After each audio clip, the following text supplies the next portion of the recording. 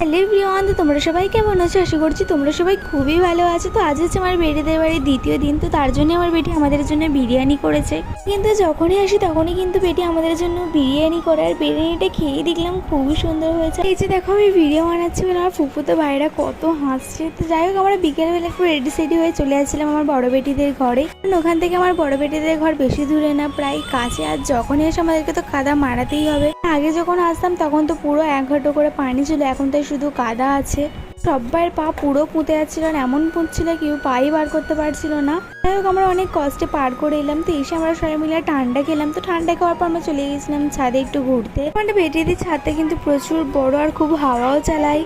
তো তারপর আমরা চলে যাচ্ছিলাম ঘরে। আর আমরা যখন যাচ্ছিলাম তখন প্রায় কিন্তু সন্ধ্যা হয়ে গেছে, কিন্তু আর আমরা কেউ বুট পরে যাইনি। তখন আমরা সবাই খালি পায়ে হেঁটে হেঁটে যাচ্ছিলাম, কারণ বুট পরে গেলে পুরো বুট খালি পুঁতেই যাচ্ছে। তো তারপর আমরা দাঁড়িয়ে দাঁড়িয়ে একটু মৌসুম দেখছিলাম।